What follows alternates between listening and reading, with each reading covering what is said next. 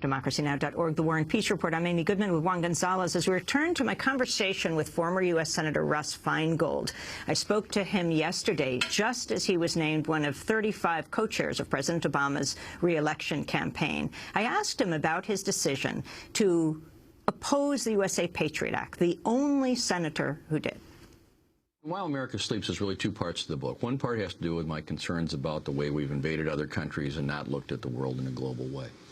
The second part of the book, though, has to do with the exploitation of 9/11 to achieve various domestic agendas. One of those, of course, was the attack on civil liberties and the attack on the Constitution by President Bush. So the President Bush one had to do with commander-in-chief powers and wiretapping and torture. But as to the Patriot Act, that's one where the Democrats were complicit. We had a Democrat United States Senate that helped jam through that bill. So for me, I thought the bill would end up being one I could support. I had supported the Afghanistan resolution because it was carefully tailored to that situation. And the first draft of the Patriot Act that came from the House looked like it was going to fix some of the problems of having to do with library records and sneak and peek searches of people's houses. All of a sudden, not only the administration, but the Democratic majority didn't allow the bill to go through the Judiciary Committee, tried to jam the bill through the Senate, and the only way it had a debate at all is that I insisted on it. And, you know, various senators are saying, you know, Russ, you're right about this, but when it came down to the vote, I was the only one to vote no. And I didn't know what the reaction would be, but I'll tell you, I've never had a more positive reaction, really a surprising one, from people all across the political spectrum who said, thank you for letting us know it's still okay to disagree.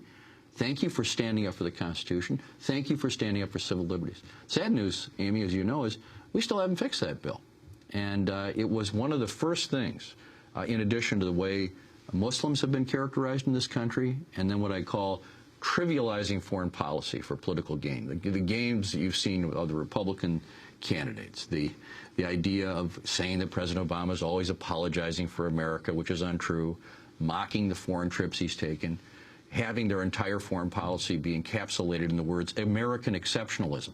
But, you know, I believe America is exceptional. I think it's the greatest country in the world. But it really doesn't help us to constantly just look at people and basically scream, we're number one, and then go back to sleep. And that's what it seems like they're asking us to do. So the combination of the exploitation of the fears of 9/11 has done great damage to our ability to be cognizant of what's going on in the rest of the world, and it's limited some of our rights and liberties here within the United States. When President Obama was senator, he said he would not only not support corporations, telecom companies getting retroactive immunity for eavesdropping, wiretapping American citizens unauthorized, but he would filibuster it. Before we knew it, this was September 2008, he not only had switched his position, but right before the Democratic National Convention in Denver, he voted for the granting of immunity to these companies. We head to Denver, and suddenly we see all the Democratic delegates with those swag bags, and they've got the big AT&T imprint on them. You know, the very companies that were benefiting from the legislation that Obama had done a complete flip-flop on.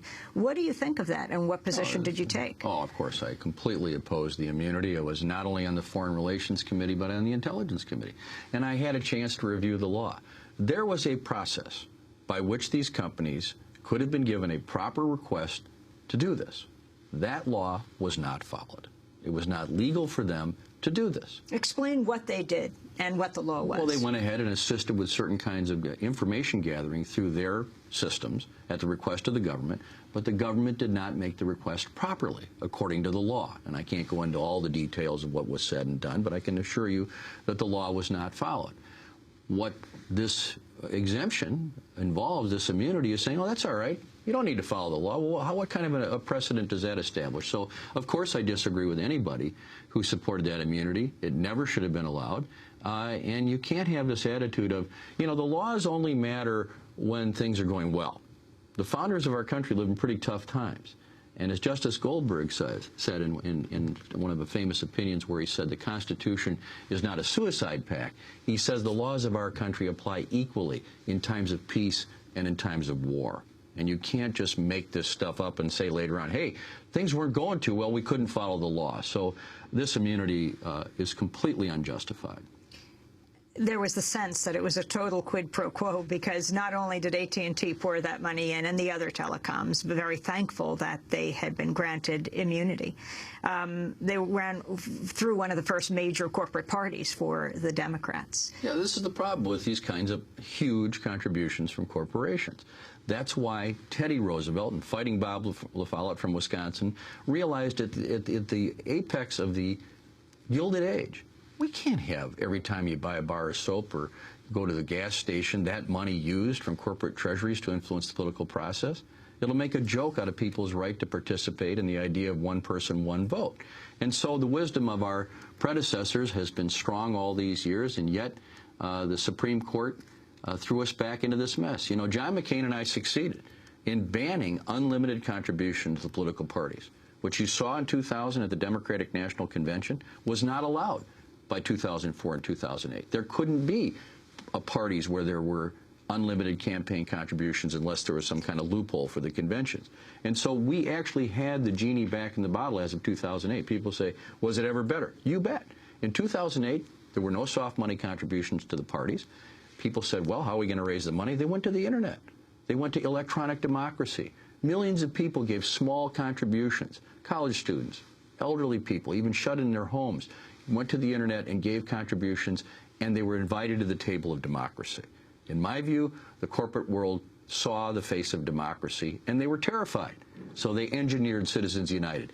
This system was beginning to improve, and the key is to overturn Citizens United. How would you grade President Obama on civil liberties? You have been critical on a number of issues. Well, I don't do grades right now. That's something that I Aren't you a professor? Well, I do grades, yes, at a law school I did grades, but I'm not going to grade the president. I will say this, I am disappointed in his commitment to civil liberties at this point. He needs to get his game back on that. And here's the thing, it's not like you can really accuse Barack Obama of being soft on terrorism. I mean, can you imagine how happy the Republicans had been if they had had the president that got Osama bin Laden, al-Awlaki, and Gaddafi out of power? He's fine on that.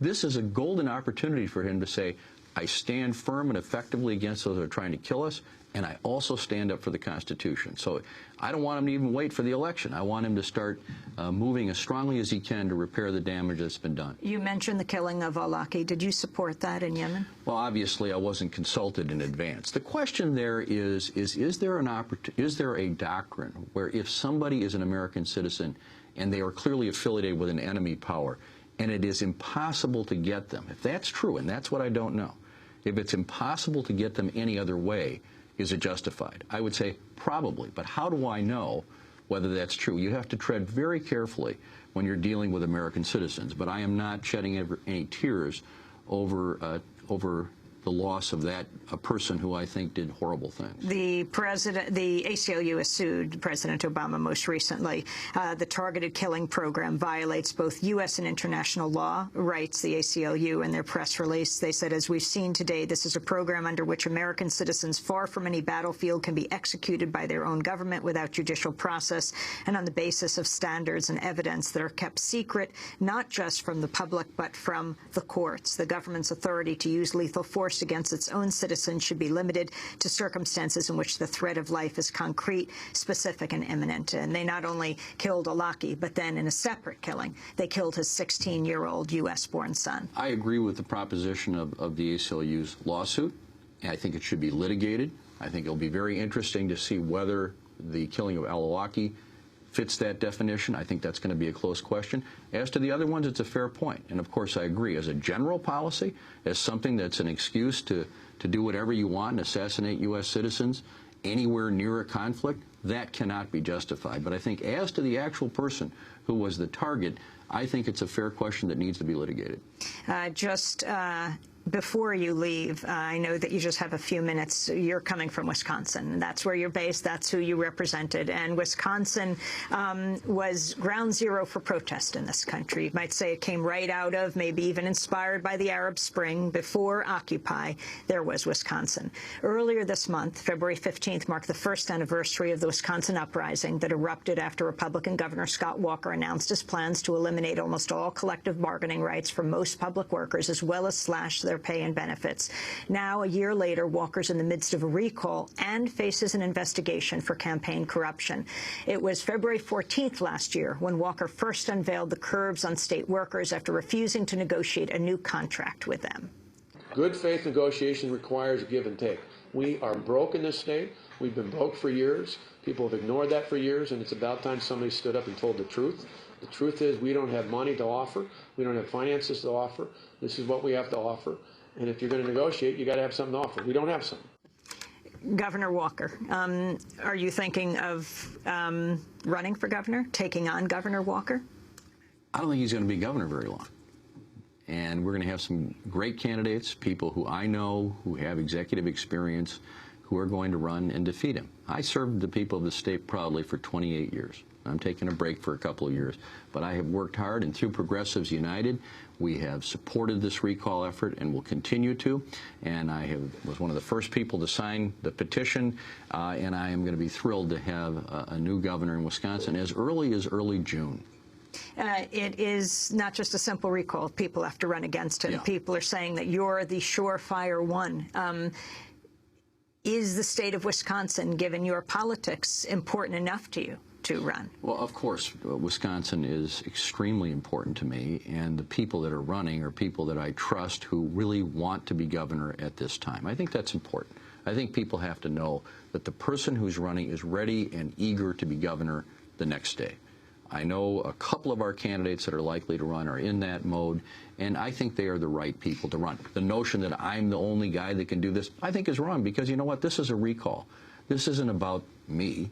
This isn't about sort of how do we, figure out the ideal candidate. It's about the fact that somebody did great violence to our state, and that if we have a credible candidate who has experience, particularly executive experience, that's going to be more persuasive to people in the state.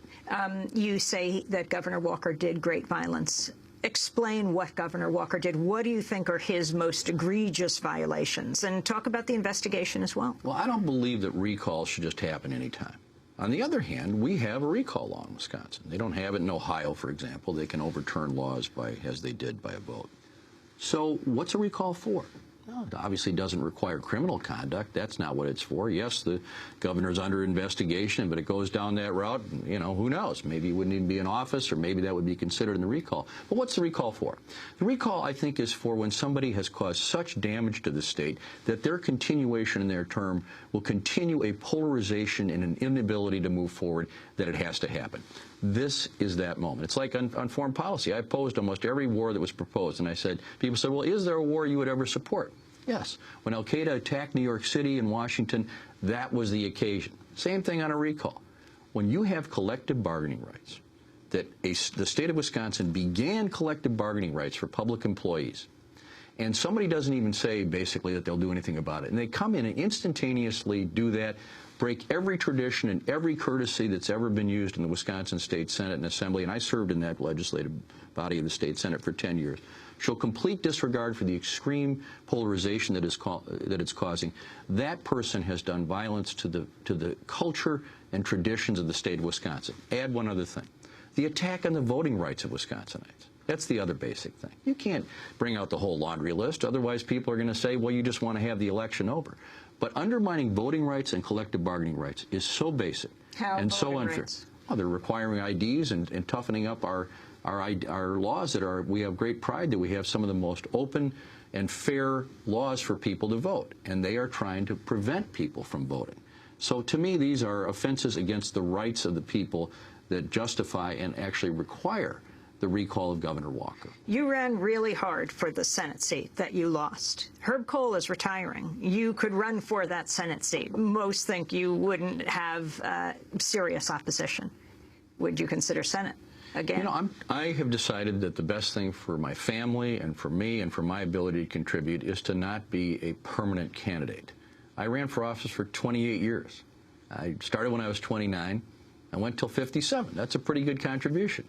Maybe I'll do it again. But you know what I think? I think sitting down and writing a book, trying to tell people of this country, you know what, we're falling asleep again in foreign policy, creating an organization that says, apart from who runs or who loses, actually the democracy is being devoured by corporations. I think those are ways to contribute as well. So I like to think that there are other ways I can contribute other than simply running for office. Maybe I'll do it again someday, but right now, this is the way I feel I can best contribute. You write America Sleeps. Would you want to wake them up with a presidential run? I'm not talking about running for office right now. I've got a president I like. I want to see him reelected. That's as far as I can see down the field. Let's talk about the war. It's something you take on in While America Sleeps. The wars, I should say. Iraq war you opposed. What about Afghanistan today? And also talk about how we went to war with Iraq, how this actually happened. Well, of course, they're night and day. With Afghanistan, you know, we got a proposed resolution from the White House after 9/11 that would have basically allowed us to invade Ethiopia or Uzbekistan or any other place where the regime said that the other side's terrorists. That was crazy. We stopped that. We made it much narrower so people like John Yoo and others couldn't effectively rely on the authorization of a military force. And we lined up through Colin Powell almost every Islamic country in the world. We took our time, and even though it's never pleasant to go to war, it was right to try to get Osama bin Laden in that way. Iraq was the opposite. It was a complete fraud. It was a phony argument first about a connection to al-Qaeda and then phony arguments about weapons of mass destruction. However, just because I supported the Afghanistan war doesn't mean that I continue to support it. I was the first member of the Senate to call for a timeline to get us out of Afghanistan. Even before Obama was elected, when it was between McCain and Obama, I said, why are we talking about a surge?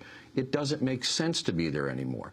Obviously, not only was bin Laden not in Afghanistan, he wasn't even in Waziristan. He was in a suburb of Islamabad. And so the notion of sending our troops over there, spending billions and billions of dollars in Afghanistan makes no sense. And I think it was a mistake for the president to do the surge, and I think he's beginning to realize we need to get out of there. This is what I call in my book the game of risk approach, that somehow you handle these problems by invading a country, and then you have to leave your troops there basically forever. That's the rule in the game. If you want to attack another country, you got to keep your troops here.